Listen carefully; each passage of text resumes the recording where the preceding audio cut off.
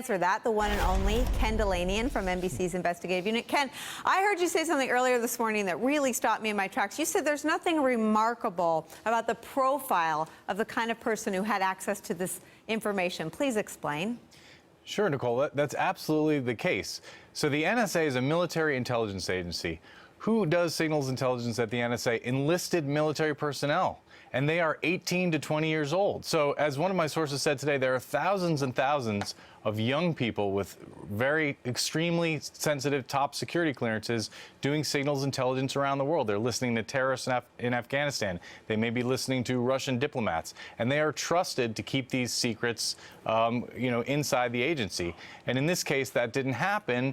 And this person appears to be sort of the latest in a trend of people, Chelsea Manning, Edward Snowden, who've decided that they've seen information inside an intelligence agency that has to be shared with the public. And it's really alarming, some of the intelligence officials I'm speaking to. Ken, you know what strikes me is that this doesn't cross the normal party lines. I remember being struck by John Kerry calling Edward Snowden a traitor because Edward Snowden released information that undermined a lot of diplomatic and intelligence efforts during the Obama presidency. We now have, obviously, President Trump in office talking a whole lot about prosecuting leaks like this, but it does sort of scramble the partisan divide. Can you talk just more broadly about investigating and prosecuting leakers? It sounds like she was very easy to catch.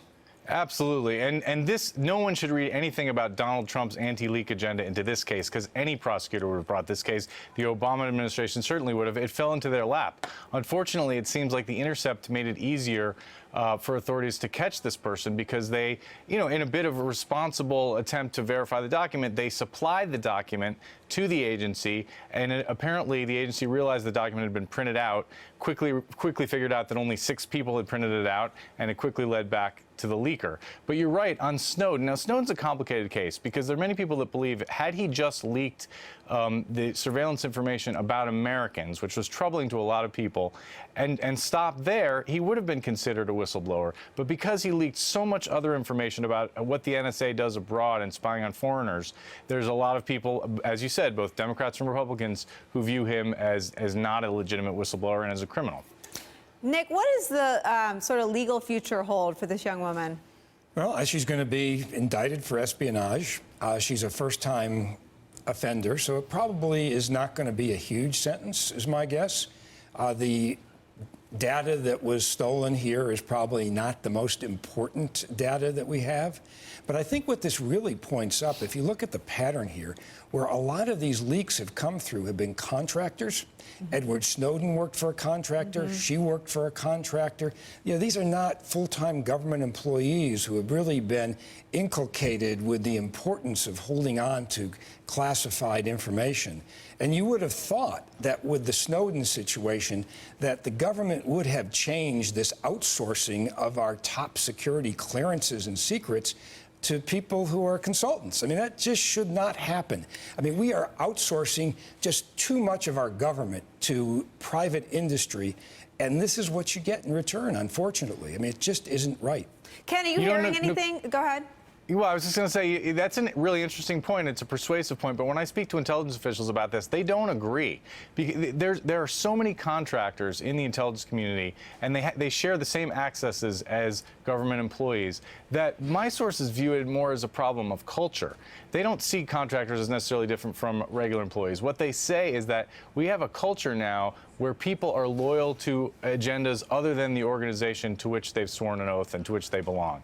And so you have people off in a little corner who are consuming certain things on the internet and who decide that they want to do this and make this information public and take it upon themselves to do so. You didn't used to see this 20 years ago in the NSA, and you're seeing it now, and it seems to be something in the culture that's driving it, according to people. But I think the culture problem is bringing in these contractors. I mean, that is the problem.